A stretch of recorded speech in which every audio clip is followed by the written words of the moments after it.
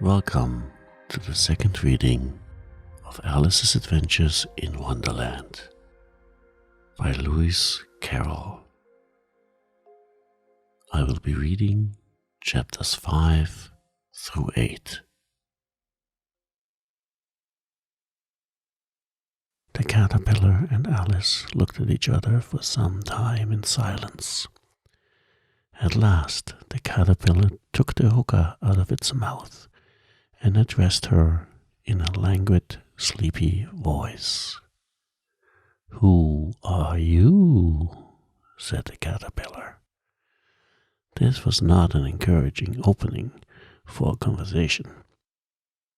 Alice replied rather shyly, "I hardly know, sir, just at present. At least I know who I was when I got up this morning, but I think I must have been changed several times since then." "What do you mean by that?" said the caterpillar sternly. "Explain yourself." "I can't explain myself, I'm afraid, sir," said Alice, "because I'm not myself, you see." "I don't see," said the caterpillar.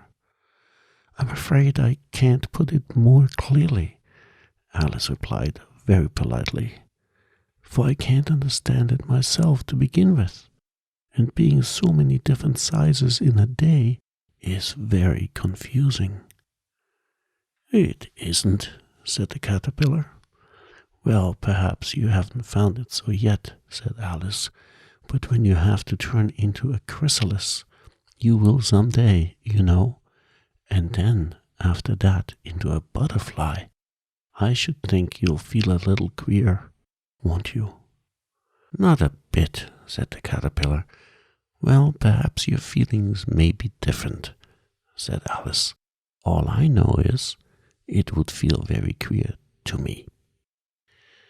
"You," said the caterpillar contemptuously.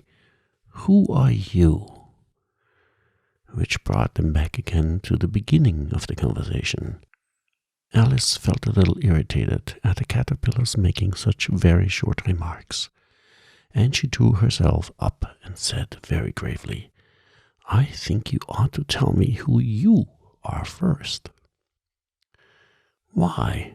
said the caterpillar.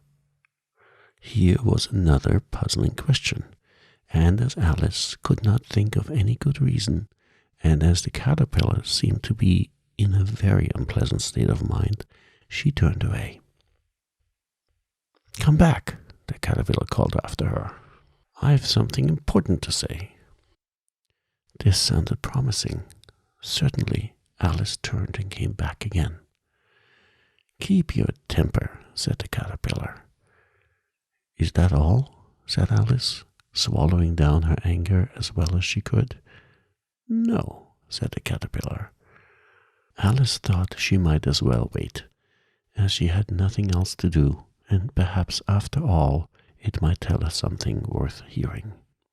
For some minutes it puffed away without speaking, but at last it unfolded its arms, took the hookah out of its mouth again, and said, "So, you think you're changed, do you?" "I'm afraid I am, sir," said Alice. "I can't remember things as I used, and I don't keep the same size for 10 minutes together." "Can't remember what things?" said the caterpillar. "Well, I've tried to say, 'How doth the little busy bee?' but it all came different," Alice replied in a very melancholy voice. "Repeat, 'You are old, Father William,'" said the caterpillar. Alice folded her hands and began. "You are old, Father William," the young man said, "and your hair has become very white, and yet you incessantly stand on your head. Do you think at your age it is right?" "In my youth," Father William replied to his son, "I fear it might injure the brain. But now that I am perfectly sure I have none, why, I do it again and again." "You are old," said the youth, "as I mentioned before, and have grown most uncommonly fat. Yet you turned a back somersault in at the door. Pray, what is the reason of that?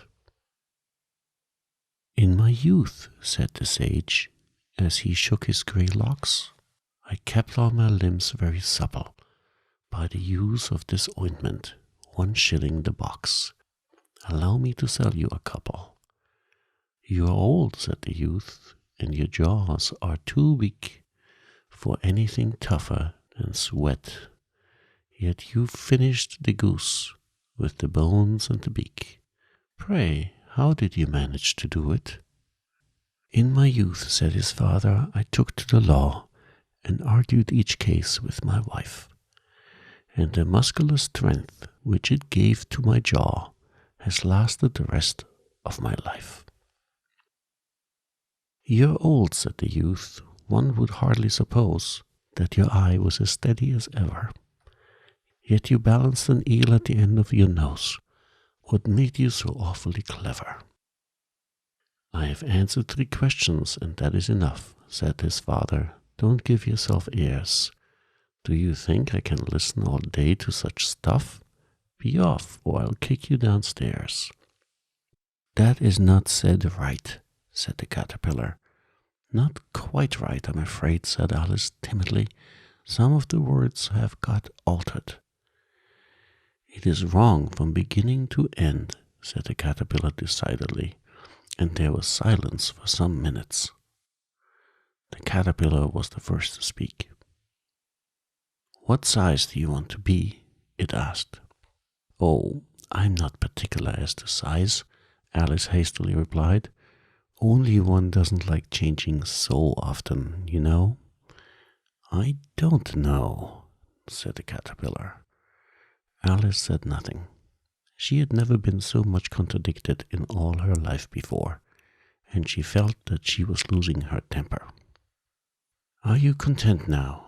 Said the caterpillar. Well, I should like to be a little larger, sir, if you wouldn't mind, said Alice. 3 inches is such a wretched height to be. It is a very good height indeed, said the caterpillar angrily, rearing itself upright as it spoke. It was exactly 3 inches high. But I'm not used to it, pleaded poor Alice in a piteous tone, and she thought to herself, I wish the creatures wouldn't be so easily offended. You will get used to it in time, said the caterpillar, and it put its hookah into its mouth and began smoking again. This time Alice waited patiently until it chose to speak again. In a minute or 2, the caterpillar took the hookah out of its mouth and yawned once or twice and shook itself. Then it got down off the mushroom and crawled away into the grass, merely remarking as it went, One side will make you grow taller, and the other side will make you grow shorter. One side of what? The other side of what? Thought Alice to herself. Of the mushroom, said the caterpillar, just as if she had asked it aloud, and in another moment it was out of sight.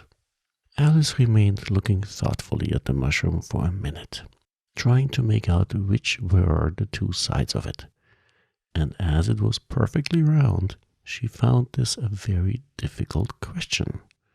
However, at last she stretched her arms around it as far as they would go and broke off a bit of the edge with each hand.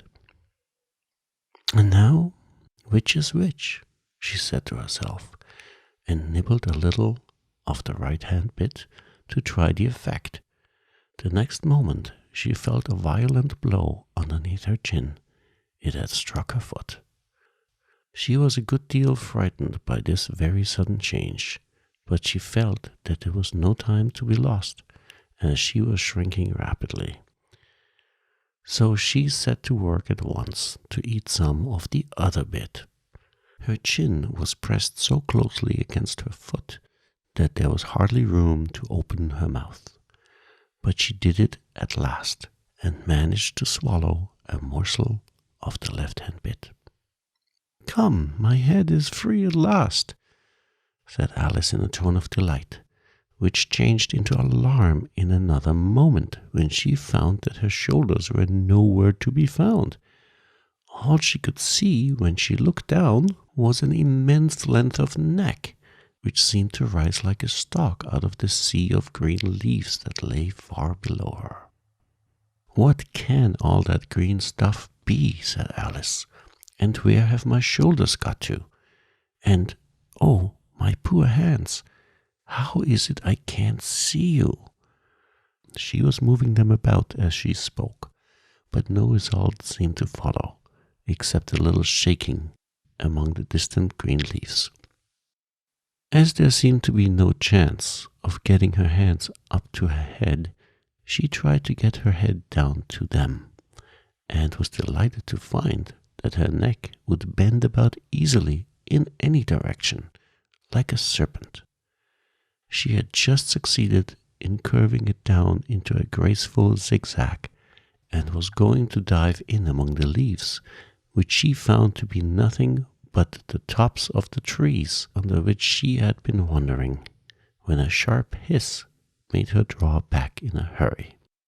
A large pigeon had flown into her face and was beating her violently with its wings. "Serpent!" screamed the pigeon.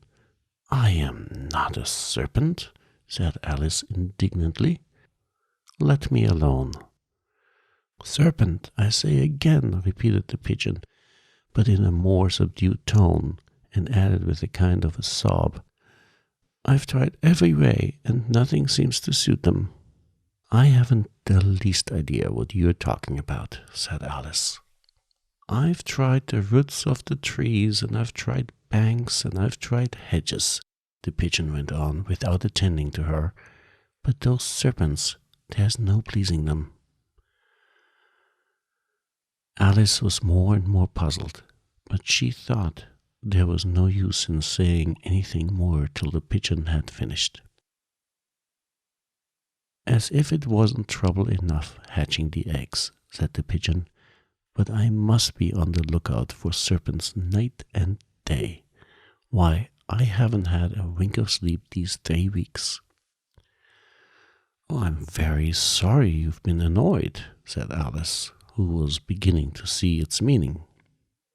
"And just as I'd taken the highest tree in the wood," continued the pigeon, raising its voice to a shriek, "and just as I was thinking I should be free of them at last, they must needs come wriggling down from the sky. Ugh, serpent!"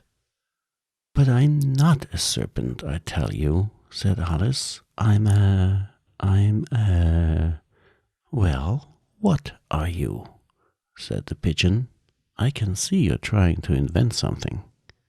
I'm a little girl," said Alice, rather doubtfully, as she remembered the number of changes she had gone through that day. "A likely story indeed," said the pigeon in a tone of the deepest contempt. "I've seen a good many little girls in my time, but never one with such a neck as that. No, you're a serpent, and there's no use denying it. I suppose you'll be telling me next that you never tasted an egg." "I have tasted eggs, certainly," said Alice, who was a very truthful child. "But little girls eat eggs quite as much as serpents do, you know." "I don't believe it," said the pigeon. "But if they do, why then they're a kind of serpent. That's all I can say." This was such a new idea to Alice that she was quite silent for a minute or two, which gave the pigeon the opportunity of adding, "You're looking for eggs. I know that well enough. And what does it matter to me whether you are a little girl or a serpent?" "It matters a good deal to me," said Alice hastily. "But I'm not looking for eggs, as it happens, and if I was, I shouldn't want yours. I don't like them raw." "Well, be off then," said the pigeon in a sulky tone, as it settled down again into its nest. Alice crouched down among the trees as well as she could, for her neck kept getting entangled among the branches, and every now and then she had to stop and untwist it.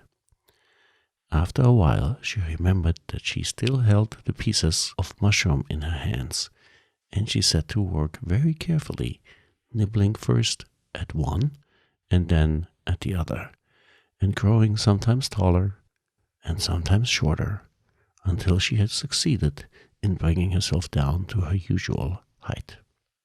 It was so long since she had been anything near the right size that it felt quite strange at first, but she got used to it in a few minutes and began talking to herself as usual. Come, there's half my plan done now. How puzzling all these changes are. I'm never sure what I'm going to be, from one minute to another. However, I've got back to my right size. The next thing is to get into that beautiful garden. How is that to be done, I wonder? As she said this, she came suddenly upon an open place, with a little house in it, about 4 feet high. Whoever lives there, thought Alice, it will never do to come upon them this size. Why, I should frighten them out of their wits. So she began nibbling at the right-hand bit again, and did not venture to go near the house till she had brought herself down to 9 inches high. For a minute or two she stood looking at the house and wondering what to do next, when suddenly a footman in livery came running out of the wood. She considered him to be a footman because he was in livery. Otherwise, judging by his face only, she would have called him a fish, and rapped loudly at the door with his knuckles. It was opened by another footman in livery, with a round face and large eyes like a frog. And both footmen, Alice noticed, had powdered hair that curled all over their heads.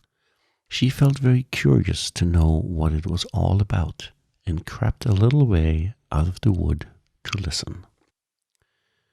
The fish footman began by producing from under his arm a great letter, nearly as large as himself, and this he handed over to the other, saying in a solemn tone, "For the Duchess, an invitation from the Queen to play croquet."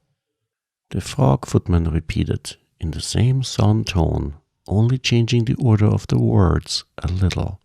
"From the Queen, an invitation for the Duchess to play croquet." Then they both bowed low, and the curls got entangled together. Alice laughed so much at this that she had to run back into the woods for fear of their hearing her. And when she next peeped out, the fish footman was gone, and the other was sitting on the ground near the door, staring stupidly into the sky. Alice went timidly up to the door and knocked. "There is no use in knocking," said the footman, "and that for 2 reasons. First, because I am on the same side of the door as you are. Secondly, because they are making such a noise inside, no one could possibly hear you." And certainly there was a most extraordinary noise going on within, a constant howling and sneezing, and every now and then a great crash, as if a dish or kettle had been broken to pieces. "Please, then," said Alice, "how am I to get in?" "There might be some sense in your knocking," the footman went on without attending to her, "if we had the door between us.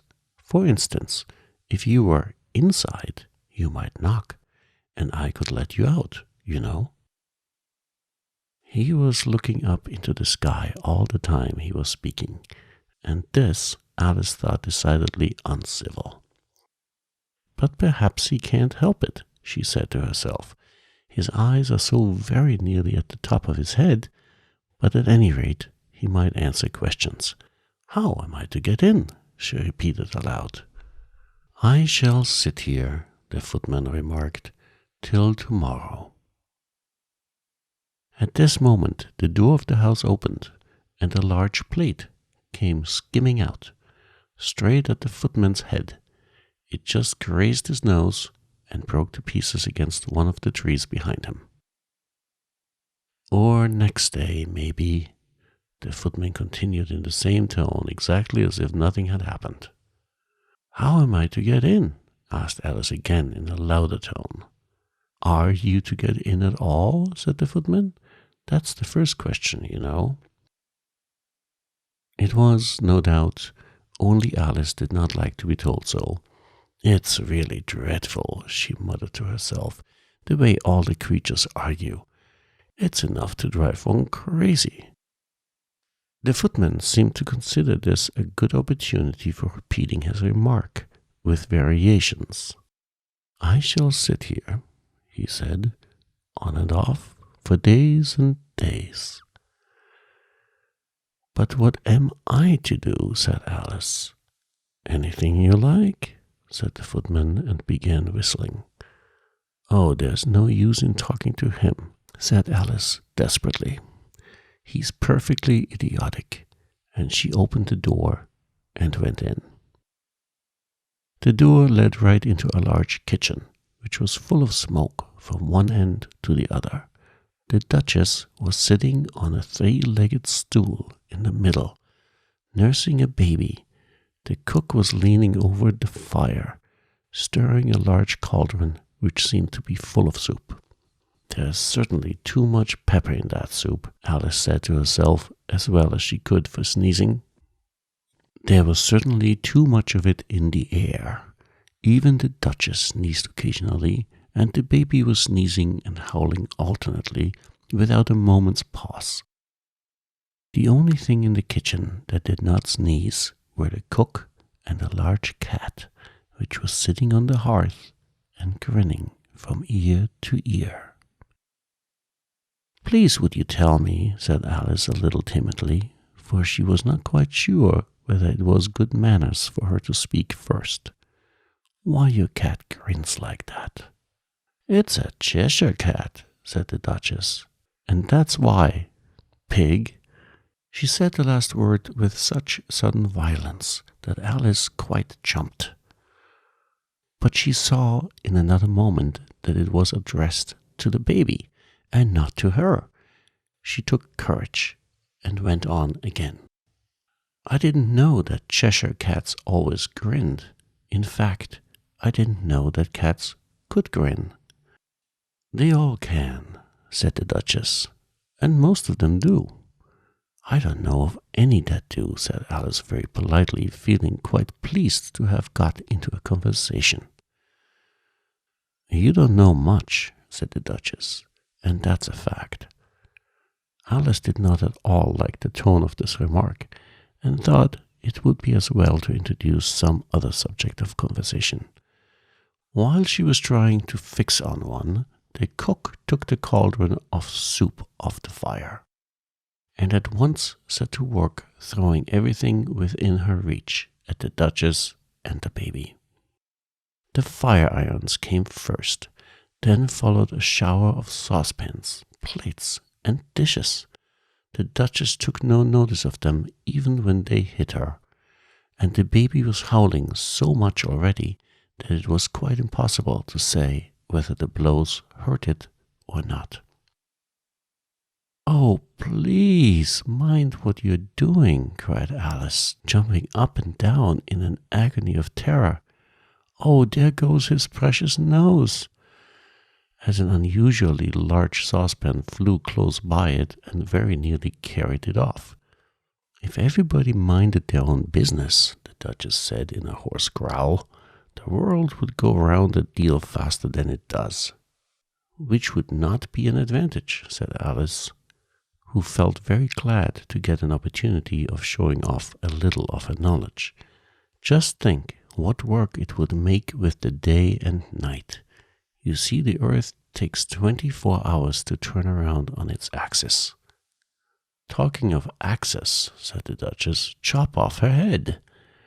Alice glanced rather anxiously at the cook to see if she meant to take the hint, but the cook was busily engaged in stirring the soup and did not seem to be listening, so she ventured to go on again. 24 hours, I think. Or is it 12? Oh, don't bother me, said the Duchess. I never could abide figures. And with that she began nursing her child again, singing a sort of lullaby to it as she did so, and giving it a violent shake at the end of every line. Speak roughly to your little boy, and beat him when he sneezes. He only does it to annoy, because he knows it teases. Chorus, in which the cook and the baby joined. Whoa, whoa, whoa. While the Duchess sang the second verse of the song, she kept tossing the baby violently up and down, and the poor little thing howled so that Alice could hardly hear the words. I speak severely to my boy, I beat him when he sneezes, for he can thoroughly enjoy the pepper when he pleases. And the chorus, whoa, whoa, whoa. Here, you may nurse it a bit if you like, the Duchess said to Alice, flinging the baby at her as she spoke. I must go and get ready to play croquet with the Queen. And she hurried out of the room. The cook threw a frying pan at her as she went out, but it just missed her. Alice caught the baby with some difficulty, as it was a queer-shaped little creature, and held out its arms and legs in all directions. Just like a starfish, thought Alice. The poor little thing was snorting like a steam engine when she caught it, and kept doubling itself up and straightening itself out again, so that altogether, for the first minute or two, it was as much as she could do to hold it. As soon as she had made out the proper way of nursing it, which was to twist it up into a knot and then keep tight hold of its right ear and left foot so as to prevent its undoing itself, she carried it out into the open air. If I don't take this child away with me, thought Alice, they're sure to kill it in a day or two. Wouldn't it be murder to leave it behind? She said the last words out loud, and the little thing grunted in reply. It had left off sneezing by this time. Don't grunt, said Alice. That's not at all a proper way of expressing yourself. The baby grunted again, and Alice looked very anxiously into its face to see what was the matter with it. There could be no doubt that it had a very turn-up nose, much more like a snout than a real nose. Also, its eyes were getting extremely small for a baby. Altogether, Alice did not like the look of the thing at all. But perhaps it was only sobbing, she thought, and looked into its eyes again to see if there were any tears. No, there were no tears. If you're going to turn into a pig, my dear, said Alice seriously, I'll have nothing more to do with you. Mind now. The poor little thing sobbed again, or grunted.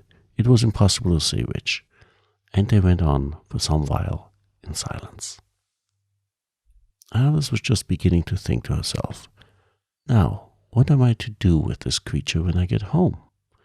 When it grunted again, so violently that she looked down into its face in some alarm, this time there could be no mistake about it. It was neither more nor less than a pig, and she felt that it would be quite absurd for her to carry it any further. So she set the little creature down and felt quite relieved to see it trot quietly away into the wood. If it had grown up, she said to herself, it would have made a dreadfully ugly child. But it makes rather a handsome pig, I think. And she began thinking over other children she knew, who might do very well as pigs, and was just saying to herself, if one only knew the right way to change them, when she was a little startled by seeing the Cheshire Cat sitting on a bough of a tree a few yards off. The cat only grinned when it saw Alice. It looked good-natured, she thought. Still, it had very long claws and a great many teeth, so she felt that it ought to be treated with respect. "A Cheshire Puss," she began, rather timidly, as she did not at all know whether it would like the name. However, it only grinned a little wider. "Come, it's pleased so far," thought Alice, and she went on. "Would you tell me, please, which way I ought to go from here?" "That depends a good deal on where you want to get to," said the cat. "I don't much care where," said Alice. "Then it doesn't matter which way you go," said the cat. "So long as I get somewhere," Alice added as an explanation. "Oh, you're sure to do that," said the cat, "if you only walk long enough." Alice felt that this could not be denied, so she tried another question. "What sort of people live around here?"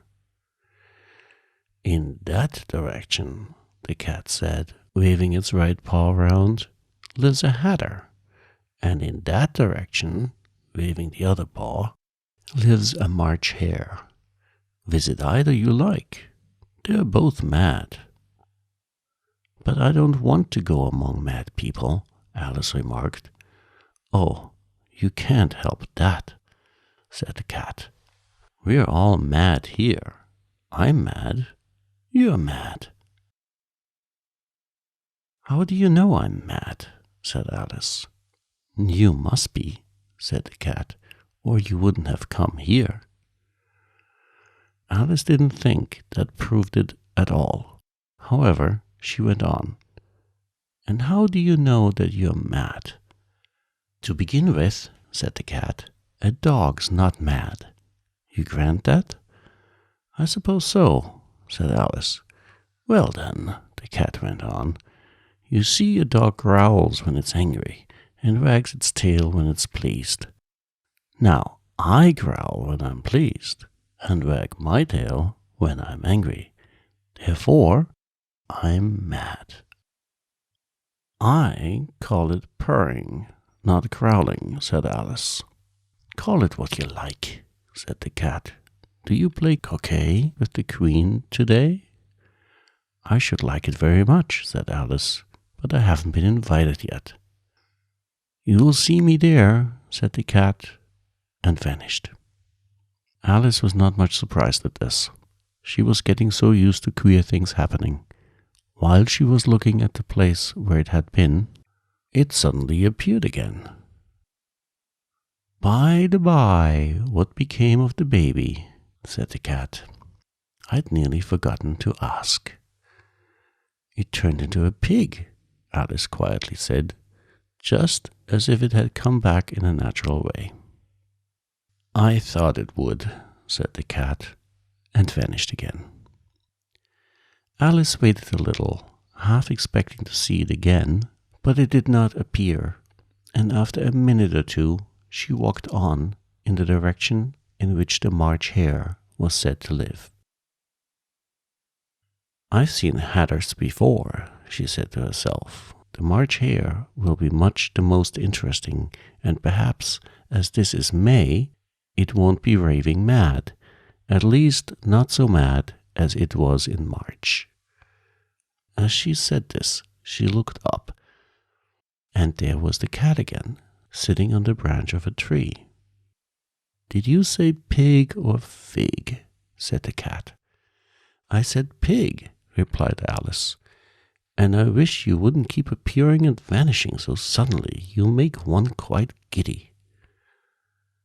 "All right," said the cat, and this time it vanished quite slowly, beginning with the end of the tail and ending with the grin, which remained some time after the rest of it had gone. "Well, I've often seen a cat without a grin," thought Alice, "but a grin without a cat? It's the most curious thing I ever saw in all my life." She had not gone much farther before she came in sight of the house of the March hare. She thought it must be the right house, because the chimneys were shaped like ears, and the roof was thatched with fur. It was so large a house that she did not like to go nearer till she had nibbled some more of the left-hand bit of mushroom. and raised herself to about 2 feet high.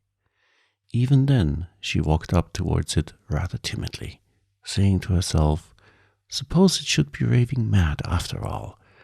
I almost wish I'd gone to see the Hatter instead." There was a table set under a tree in front of the house, and the March Hare and the Hatter were having tea at it.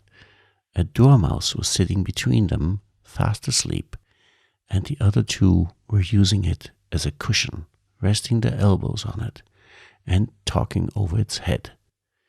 Very uncomfortable for the dormouse, thought Alice. Only as it sleeps, suppose it doesn't mind.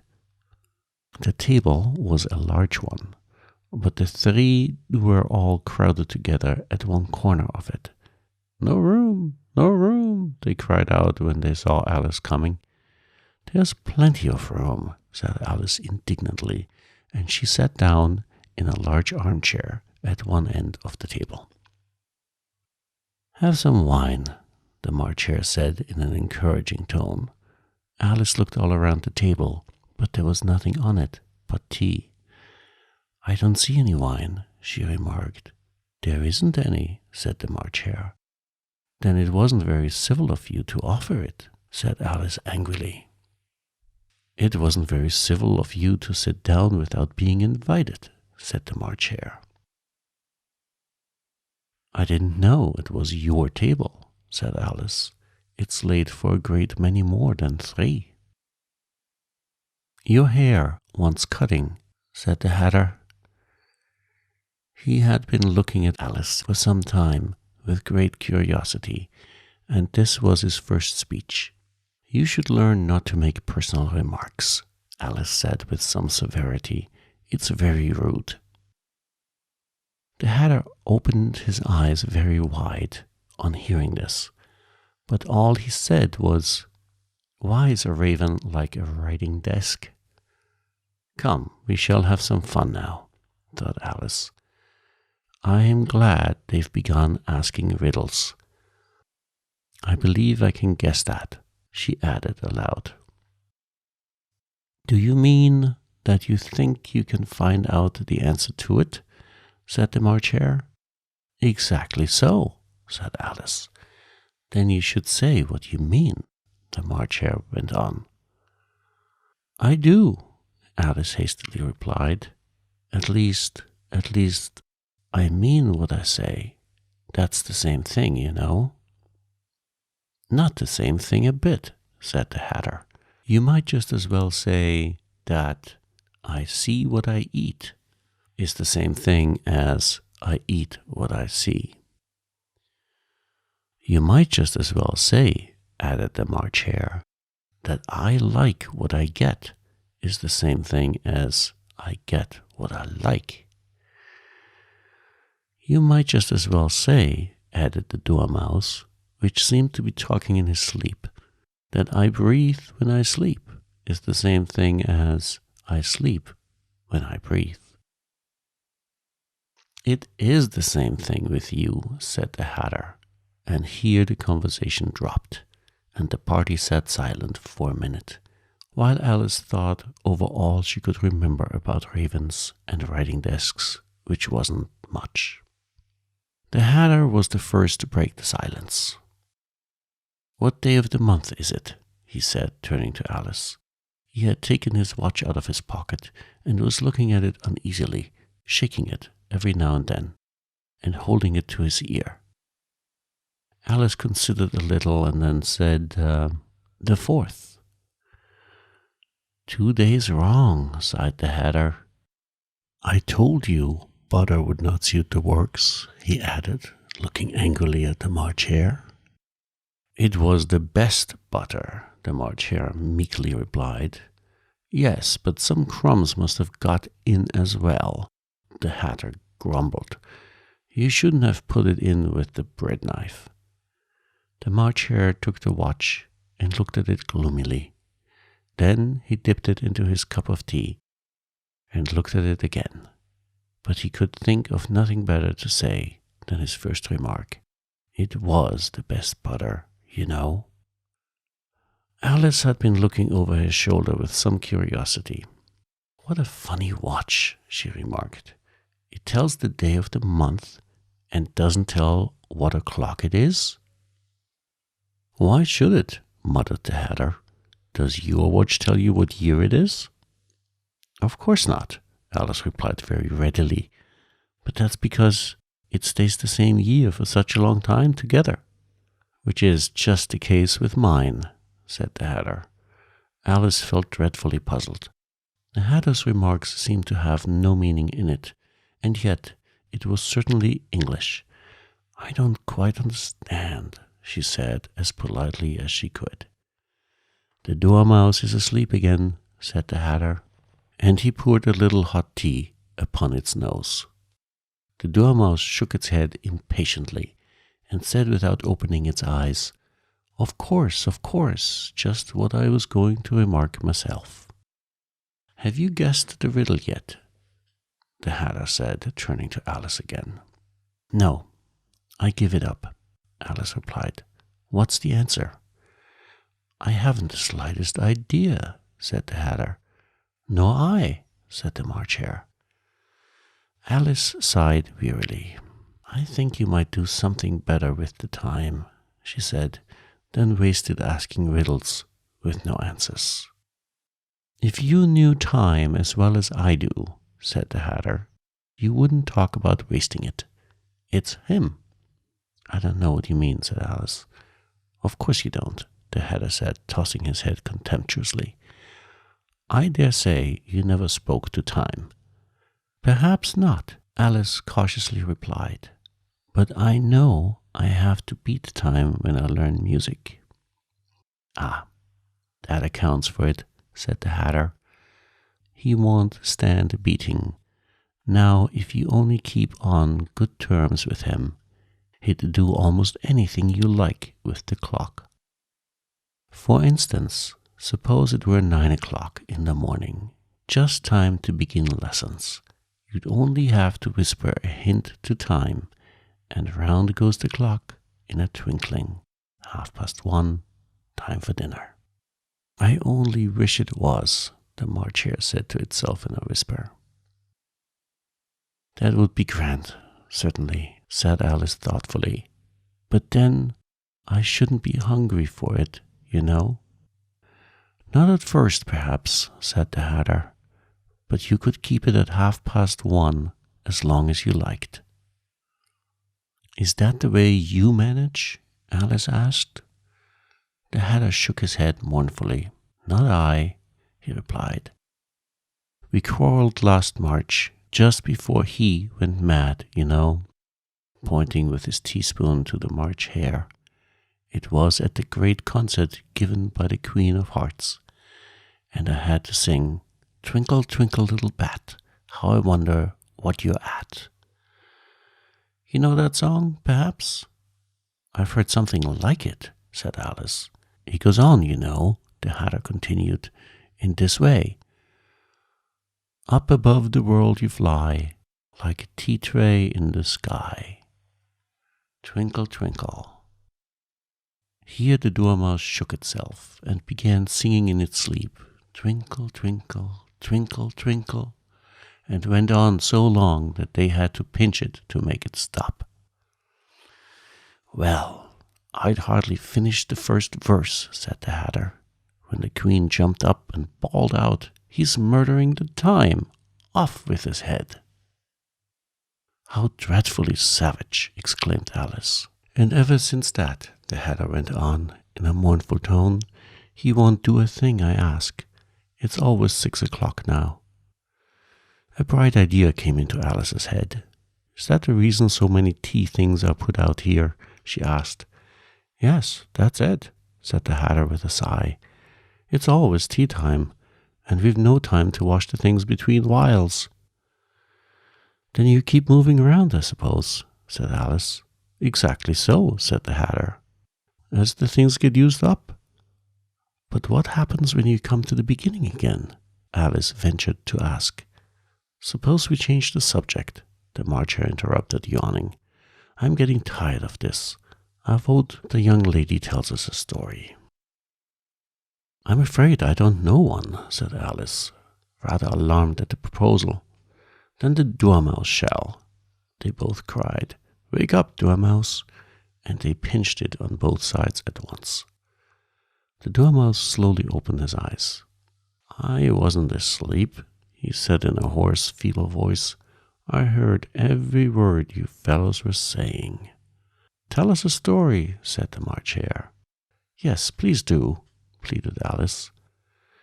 And be quick about it, added the Hatter, or you'll be asleep again before it's done. Once upon a time, there were 3 little sisters, the Dormouse began in a great hurry.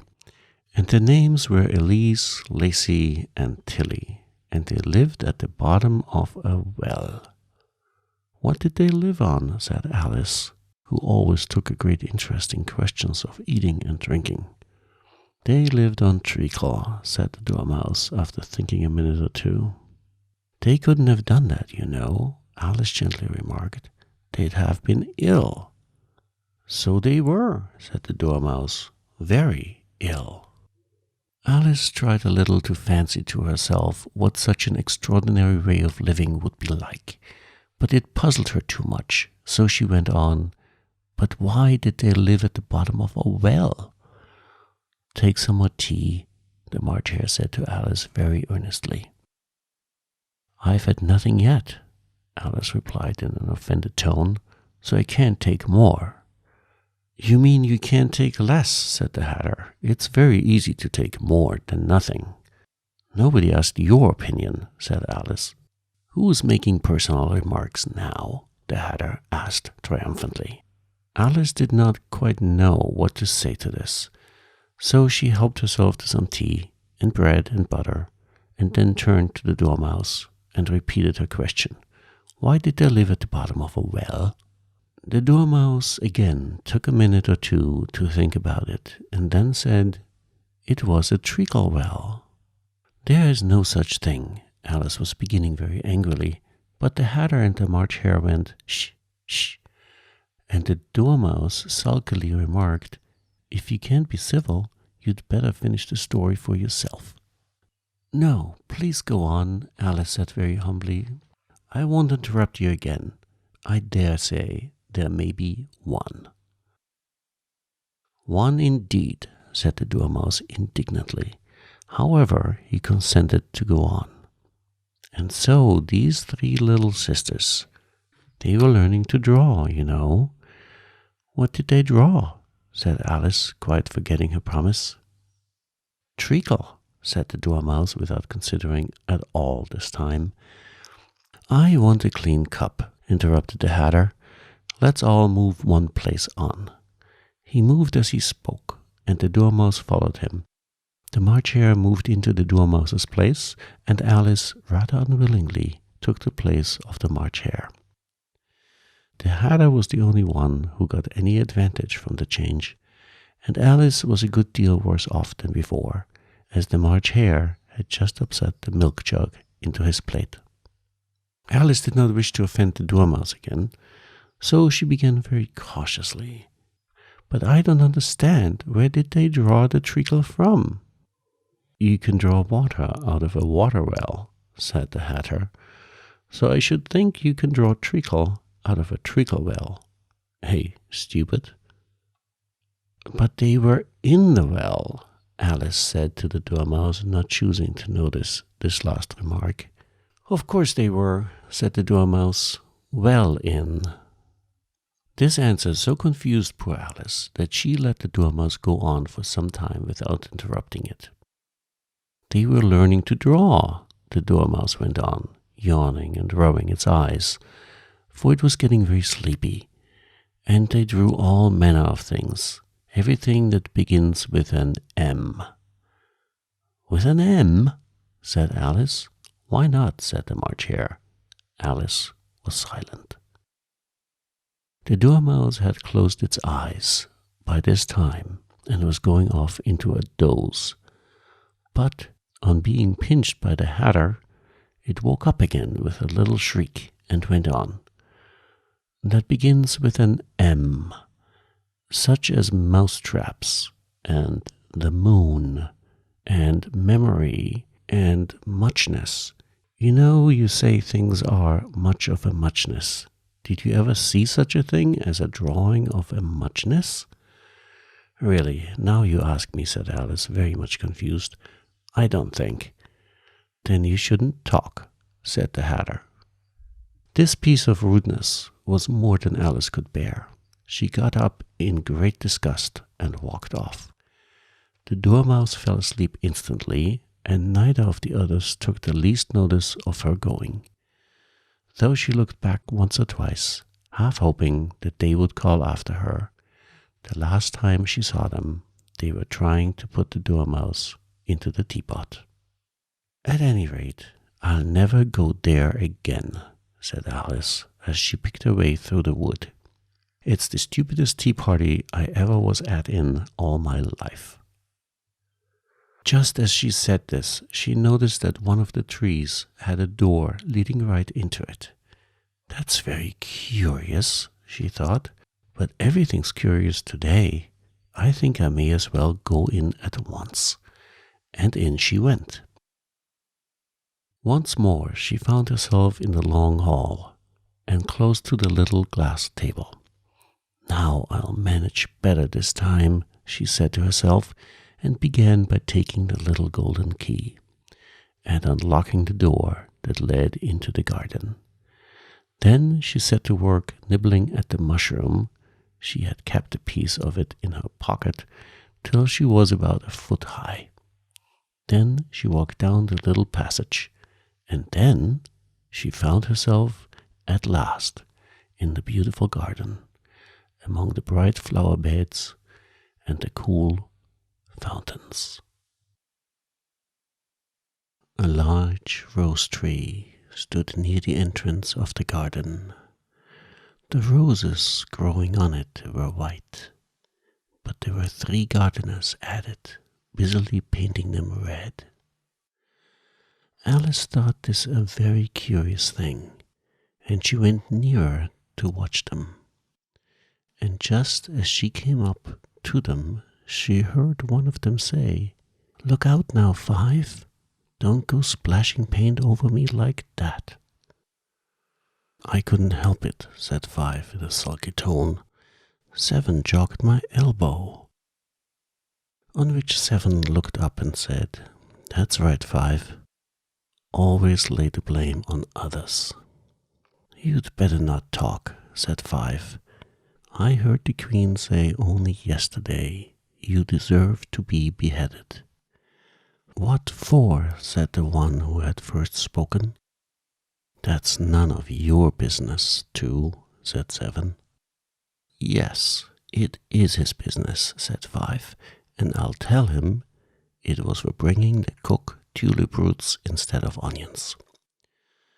7 flung down his brush and had just begun, "Well, of all the unjust things," when his eye chanced to fall upon Alice, as she stood watching them, and he checked himself suddenly. The others looked around also, and all of them bowed low. "Would you tell me," said Alice, a little timidly, "why you are painting those roses?" 5 and 7 said nothing, but looked at 2. 2 began in a low voice. "Why, the fact is, you see, miss, this here ought to have been a red rose tree, and we put a white one in by mistake. And if the Queen was to find it out, we should all have our heads cut off, you know. So you see, miss, we're doing our best, afore she comes, to—" At this moment, 5, who had been anxiously looking across the garden, called out, "The Queen! The Queen!" And the 3 gardeners instantly threw themselves flat upon their faces. There was a sound of many footsteps, and Alice looked around, eager to see the Queen. First came 10 soldiers carrying clubs. These were all shaped like the 3 gardeners, oblong and flat, with the hands and feet at the corners. Next, the 10 courtiers. These were ornamented all over with diamonds, and walked 2 and 2, as the soldiers did. After these came the royal children. There were 10 of them, and the little dears came jumping merrily along, hand in hand, in couples. They were all ornamented with hearts. Next came the guests, mostly kings and queens, and among them Alice recognized the white rabbit. It was talking in a hurried, nervous manner, smiling at everything that was said, and went by without noticing her. Then followed the Knave of Hearts, carrying the king's crown on a crimson velvet cushion. And last of all this grand procession came the King and Queen of Hearts. Alice was rather doubtful whether she ought not to lie down on her face like the 3 gardeners, but she could not remember ever having heard of such a rule at processions. And besides, what would be the use of a procession, thought she, if people had to lie down upon their faces so that they couldn't see it? So she stood still where she was and waited. When the procession came opposite to Alice, they all stopped and looked at her, and the queen said severely, "Who is this?" She said it to the Knave of Hearts, who only bowed and smiled in reply. "Idiot," said the queen, tossing her head impatiently, and turning to Alice, she went on, "What's your name, child?" "My name is Alice, so please your majesty," said Alice very politely. But she added to herself, "Why, they're only a pack of cards after all. I needn't be afraid of them." "And who are these?" said the queen, pointing to the 3 gardeners who were lying around the rose tree, for you see, as they were lying on their faces, and the pattern on their backs was the same as the rest of the pack, she could not tell whether they were gardeners, or soldiers, or courtiers, or 3 of her own children. "How should I know?" said Alice, surprised at her own courage. "It's no business of mine."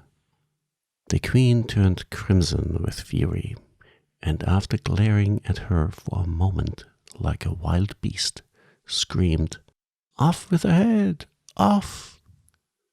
"Nonsense," said Alice very loudly and decidedly, and the queen was silent. The king laid his hand upon her arm and timidly said, "Consider, my dear, she is only a child." The queen turned angrily away from him and said to the knave, "Turn them over." The knave did so, very carefully, with 1 foot. "Get up," said the queen in a shrill, loud voice, and the 3 gardeners instantly jumped up and began bowing to the king, the queen, the royal children, and everybody else. "Leave off that," screamed the queen. "You make me giddy." And then, turning to the rose tree, she went on, "What have you been doing here?" "May it please your majesty," said the 2, in a very humble tone, going down on 1 knee as he spoke, "we were trying—" "I see," said the queen, who had meanwhile been examining the roses. "Off with their heads," and the procession moved on, 3 of the soldiers remaining behind to execute the unfortunate gardeners, who ran to Alice for protection. "You shan't be beheaded," said Alice, and she put them into a large flower pot that stood near. The 3 soldiers wandered about for a minute or 2, looking for them, and then quietly marched off after the others. "Are their heads off?" shouted the queen. "Their heads are gone, if it please your majesty," the soldiers shouted in reply. "That's right," shouted the queen, Can you play croquet? The soldiers were silent and looked at Alice, as the question was evidently meant for her. Yes, shouted Alice. Come on then, roared the Queen, and Alice joined the procession, wondering very much what would happen next. It's a very fine day, said a timid voice at her side. She was walking by the White Rabbit, who was peeping anxiously into her face. Very, said Alice. Where's the Duchess? Hush, hush, said the rabbit in a low, hurried tone.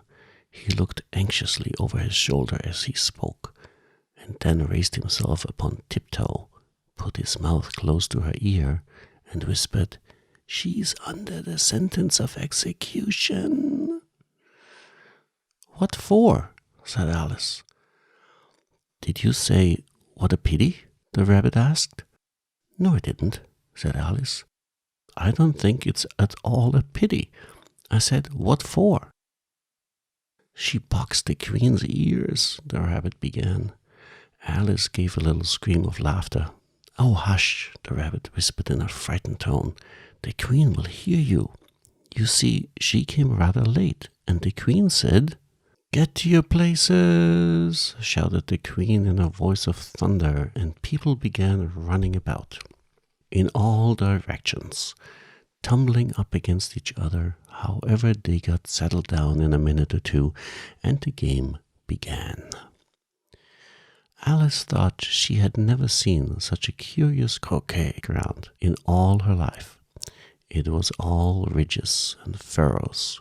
The balls were live hedgehogs, the mallets live flamingos, and the soldiers had to double themselves up and to stand upon their hands and feet to make the arches.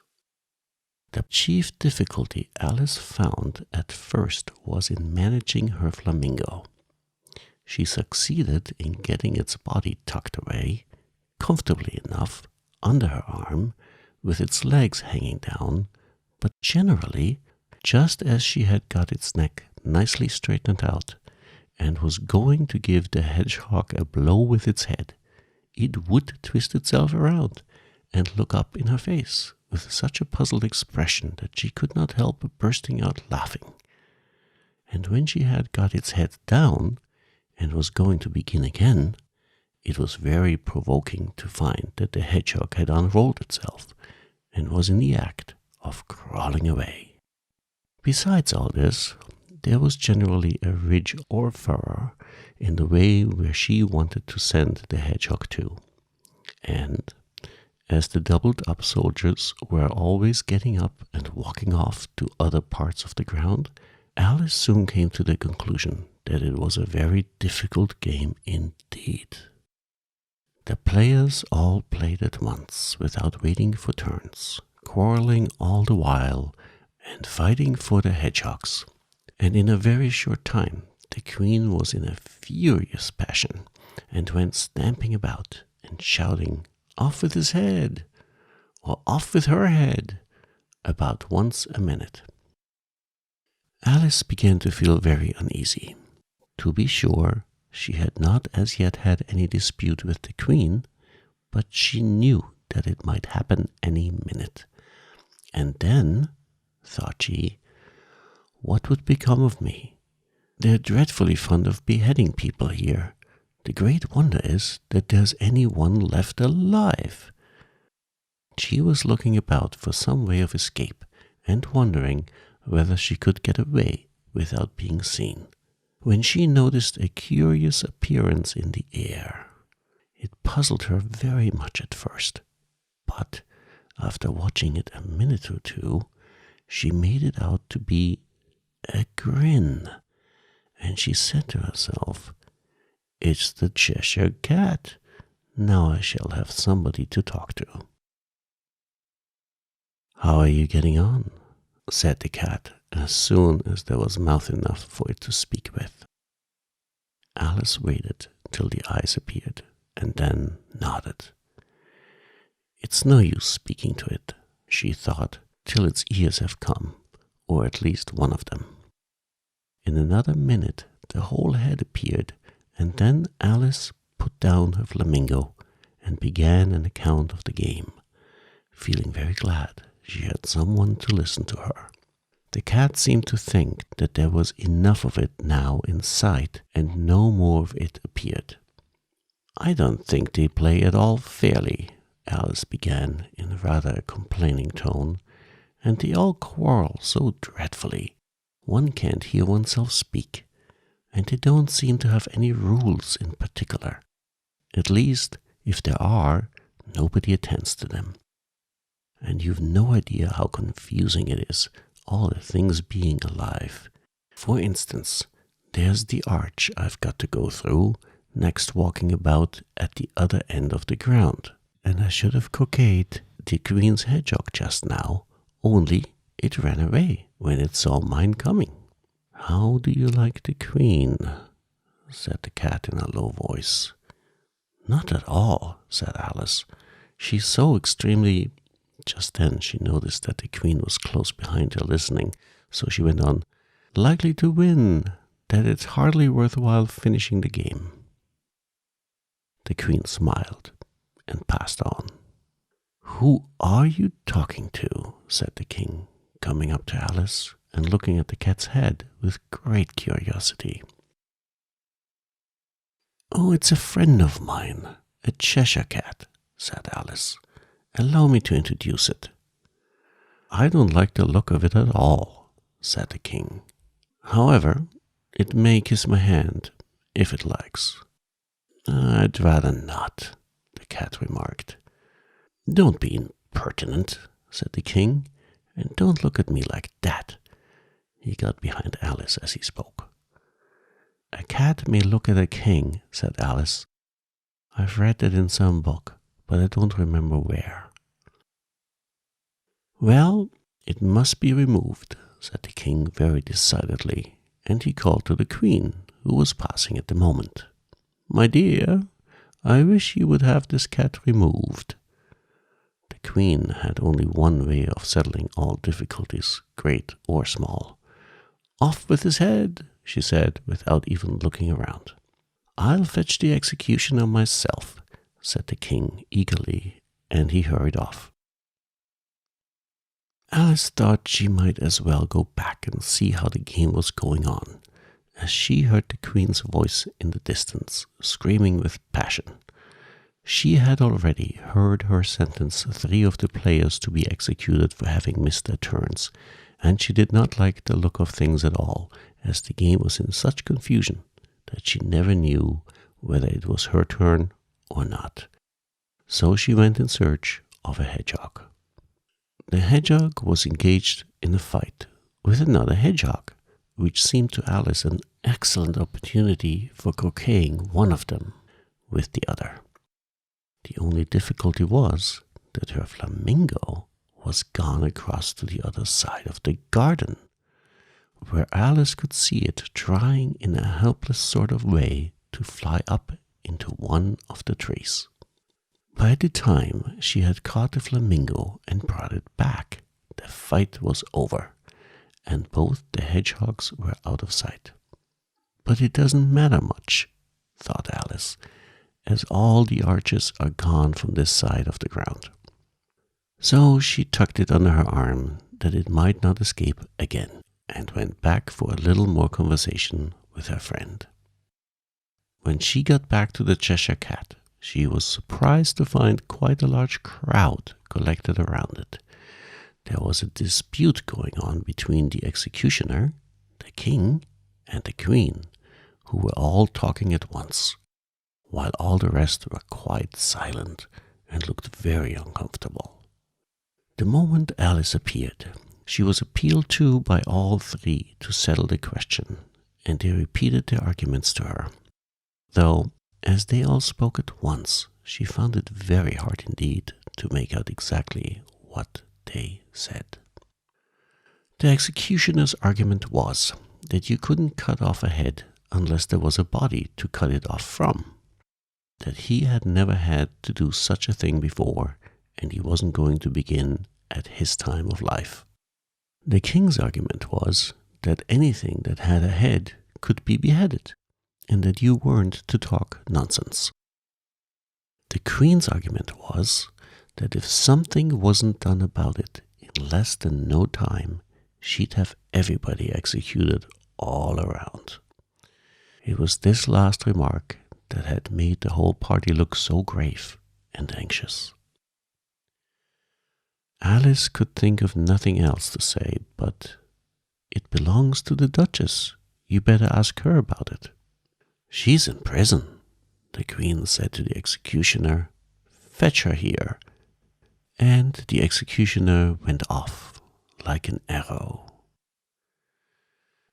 The cat's head began fading away the moment he was gone, and by the time he had come back with the Duchess, it had entirely disappeared. So the king and the executioner ran wildly up and down looking for it, while the rest of the party went back to the game.